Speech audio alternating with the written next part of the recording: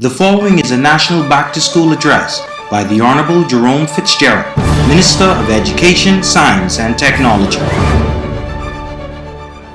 Good evening, Bahamas. Once again, we are on the eve of a new school year in the Commonwealth of the Bahamas. It is an exciting time of new beginnings and high expectations. As Minister of Education, Science and Technology, I deem it a privilege to begin this journey yet another year with parents, teachers and students across the country. In this state, I would like to take this opportunity to wish administrators, teachers, and students from all of our schools a wonderful and safe 2013-2014 school year. I also wish to take this opportunity to thank all stakeholders, both internal as well as external, for accepting my invitation to be a part of the transformation of education in the Bahamas. I am unflinching in my belief that we have made significant steps in the past year to advance education. Most notable amongst these achievements are a reduction in the number of subjects in the lower primary curriculum and the doubling of the contact periods for reading and grammar and the increased contact periods for math by 50%. This was something that was discussed for over 10 years, and we were able to make those changes in 2 months. Secondly, the investment of $2.2 million worth of technology in 76 primary and secondary public schools. Today, we are happy to report that 95% of all junior and senior high school computer labs have been upgraded, and we will invest a further $1.9 million in technology this year, which will bring our total to over $4 million in 2 years. This is simply by far the largest and most successful technology initiative within the public school system by any government in the Commonwealth of the Bahamas. I would like to thank the nation's leader, the Right Honorable Perry Gladstone Christie, and my cabinet colleagues for their unwavering support of our efforts in education. The Prime Minister's support of our efforts have been well documented. Mr. Christie has evidenced this by his concurrence at a press conference held at Doris Johnson Senior High. When I selected Jerome Fitzgerald to be the Minister of Education, it was because I felt very strongly that I was choosing someone who had the wherewithal to dedicate himself to a transformative impact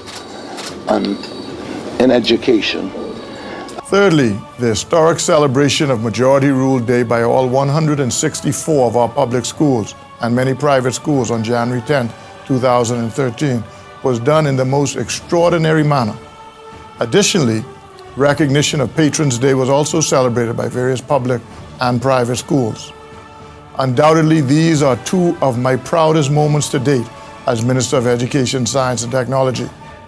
The success of these events has left an indelible mark of appreciation and comprehension of our history and will now be annual events on the education calendar. Fourthly, the establishment of a bipartisan political committee for a shared vision for Education 2030. This committee comprises representatives from the 3 major political parties. The mandate is to develop a shared vision for education in the Bahamas that will supersede politics and not hold education hostage to a political or personal agenda.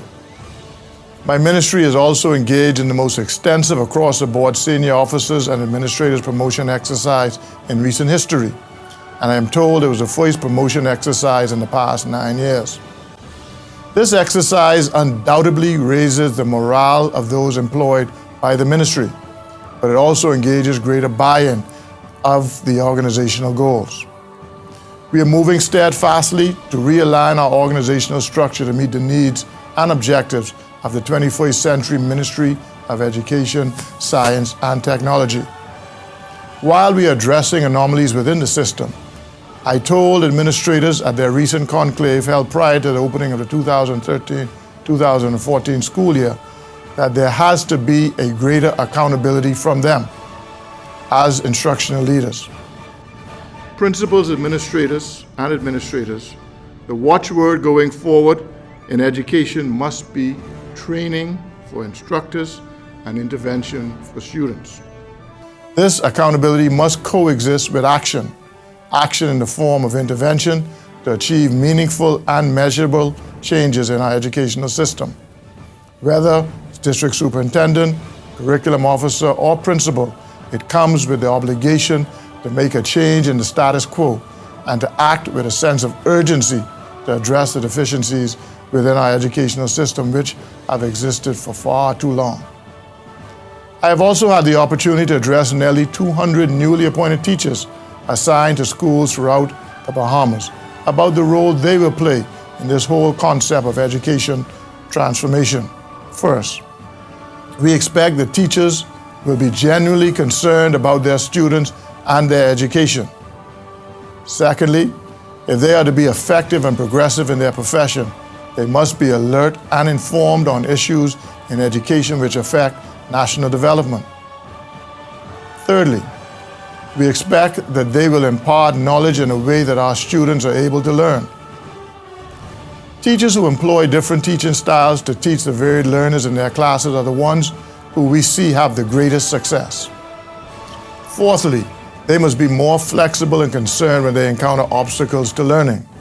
While we do not expect for them to be diagnostic specialists, we do, however, expect that with training, they will be able to detect when the learning challenges of our students stem from more than behavioral issues. We recognize that leadership and instruction are only two of the areas we have to address going forward. Part lies with the decision making at the top. Hence, this year, you will see the introduction of 4 major initiatives which we anticipate will have tremendous impact on our educational system.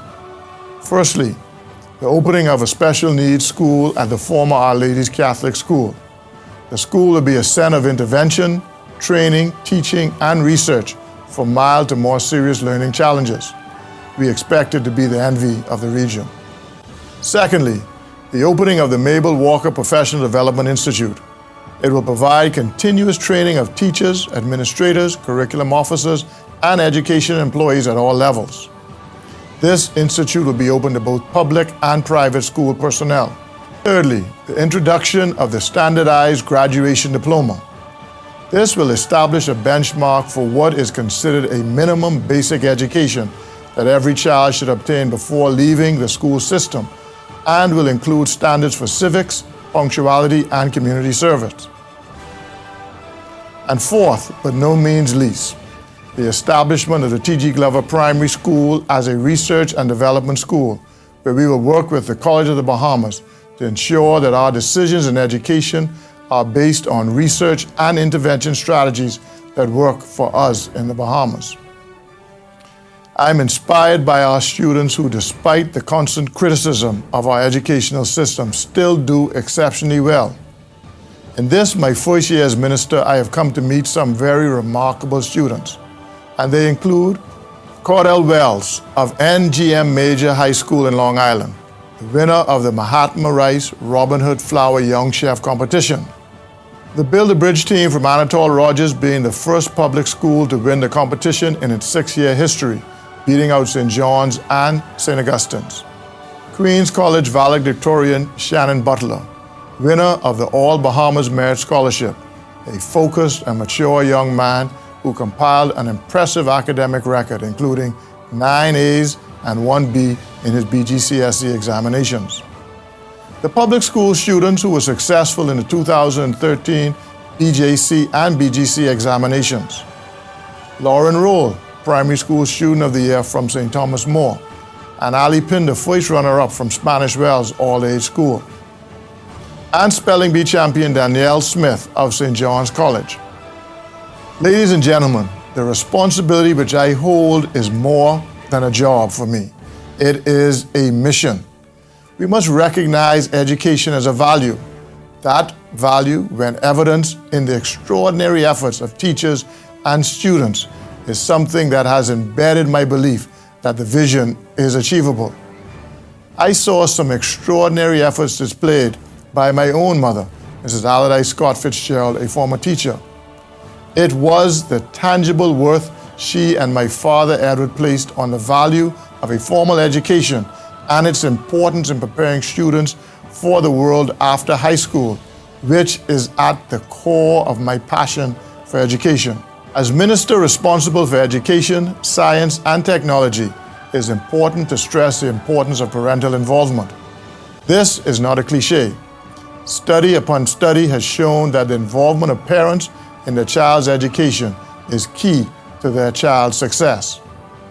Far too many parents neglect their obligation to their children's education by leaving it all in the hands of administrators and teachers. So starting this year, we in the Ministry of Education, Science and Technology will work to achieve greater parental involvement in all of our schools. The value you place on your child's education is best demonstrated by your cooperation and visible support of our goals and objectives. There are many simple things that you as parents can do to ensure that you are playing your part in the vision we share for your children's education. Simple things like ensuring the TV is turned off during the week for primary school students, except if there's an educational program, so they can focus on their schoolwork. Ensuring the computer is turned off, except when your children are doing research for school. Ensure your children read books that open their minds and that they see you reading, so they can adopt this as a life-changing habit. Ensure your children get help in areas that they are having challenges. Help is available by contacting your child's teacher or through after-school programs. Please attend PTA meetings to learn more about your child's learning environment and establish close relationships with their teachers. And, of course, please collect your children's report cards from school. Too many of them are sitting in cabinets in various schools collecting dust. I am pleased to announce that this month, senior educators will formulate a booklet which tells parents what their children are expected to know at each primary school grade level. There's another element to getting it right in our transformation objectives, and that is the element of community support. As minister, I appeal to each and every Bahamian to look at how our communities and neighborhoods can make a difference in the lives of our children. Those days of helping little ones across the street in the absence of a school guard are not that far from memory. The impact of a kind and encouraging word to a student who works as a packing boy at a food store could inspire him to value his education. Volunteering to assist school assemblies and events. These all highlight something we seem to have lost, and that is the relationship between school and its neighborhood or community. It is my hope that community organizations and just everyday folk in our neighborhoods come to appreciate that their value on education is a fundamental component to our success. Ladies and gentlemen, progress is being made on our physical plant. The summer repairs have been completed and public schools will be open tomorrow for the start of the new school year. The government spent some $5.2 million to ensure that the necessary renovations for the opening of schools were completed. My government is serious about education, and we are striving to instill education not only as a priority, but as a value. Because we believe education, not money, is the cure for poverty, and likewise education, not jails, is the solution to crime. I have visited several of the schools myself, and I am impressed with the quality of work being performed. I wish to thank the team from the Ministry of Works for overseeing this process and holding contractors to a higher standard than previously received. We also thank officers of the Ministry of Finance for their part in facilitating the funding of the summer repairs program. Work has commenced at St. Bede's School and Our Lady School, but will not be completed until late in the first term. Temporary alternative accommodations have been made this term for both sites. You know, preschool is an area where the government committed that it was one of the thrusts that we were going to make during this term in office, and we wanted to ensure that we had the proper facilities to set the groundwork for the programs we want to initiate moving forward. And so this facility will stand as the beacon for that. I am happy to say that the president of the Bahamas Union of Teachers, Mrs. Belinda Wilson, joined me on an inspection tour of schools in Abaco and offered her views about the school repairs. I'm really pleased to see the emphasis that the ministry is putting on preschool education, because preschool is what is needed as a feeder system for our primary, junior, and high schools. Nearly 200 new teachers have been hired and posted to schools throughout our archipelago. Again, we have hired in areas of critical needs and where vacancies existed. I am delighted at the enthusiasm I saw in the new teachers at their orientation session held last week. This should bode well for our students and education in general. The government has honored its promise to provide more spaces in existing preschools and add new schools in areas where they are most needed. Our commitment is demonstrated by the following: the new standalone Buttonwood Preschool in Pinewood Gardens, which will be further expanded this year. The soon-to-be-open 100-seat preschool at the former St. Bede's Catholic Primary School. The Freetown Primary, which was established as a standalone preschool in September 2012. The Lewis Yard Preschool facility was relocated at the St. Vincent de Paul Catholic School grounds and was remodeled in its entirety to meet the standards of a preschool facility. The new environment is one that is admired by all. The Moores Island All-Age School now enjoys a preschool unit. For the first time in history, the doors of a preschool were opened in March of 2013. Expansion works to 2 additional preschool units are expected to begin within this school year at Claridge Primary School. Provision has also been made to accommodate a preschool at Sandy Point Abaco, and Foxtown Abaco will open its doors to the first preschool in January of 2013. As mentioned previously, significant work is underway in the area of special education with the opening of the Special Needs Center at Our Ladies. Through the establishment of this facility, we expect to make greater inroads to diagnosing and treating students with mild to severe learning disabilities. We are satisfied that the Career Path Academy concept is ready for expansion. While presently this program only fully exists at C.C. Sweeting Senior High School, there are several innovative programs at other schools. The ministry wants to ensure that students are job ready when they graduate from high school. The Department of Education has retooled the after-school program to cater to the needs of the whole child. The program will have academic support for our national examinations, the BGCSE, BJC, and GLAT. Additionally, we will also open SAT centers in each of the school districts to assist students with meeting the requirements for college in the United States. The restructuring of the Bahamas Technical and Vocational Institute continues, and I am pleased that the Institute now offers a contractor certification program. Most significant is the fact that the first BTVI board has been appointed in accordance with the Act. This will assist in making the institution semi-autonomous, similar to the College of the Bahamas, with greater management of its financial affairs. Continuing efforts to transform the College of the Bahamas to the University of the Bahamas continues. The College of the Bahamas transition team is making steady progress with their thrust to university status, and I am assured that sometime in 2015, we will have the pleasure of tabling the legislation in the House of Assembly to effect this momentous milestone in our education development. Ladies and gentlemen, our mission is to develop each child into a well-rounded, functionally literate and numerate, progressive citizen of the Commonwealth of the Bahamas. While this occasion does not permit discussion of all of the plans we have in store, please be assured that in the next few weeks, the ministry will embark on a campaign to keep you informed of our plans and the role that you can play in our shared vision for education. We will continue to underscore the 3 R's: reading, writing, and arithmetic. The Department of Education will encourage character building in students, emphasizing important values like empathy, patriotism, environmental stewardship, personal and professional pride, and brotherly love. However, we cannot do it alone and will require the assistance of every home, community, church, and corporate sponsor to support us in our endeavor. The 2012-2013 school year was relatively calm for our schools, and we wish for this to continue.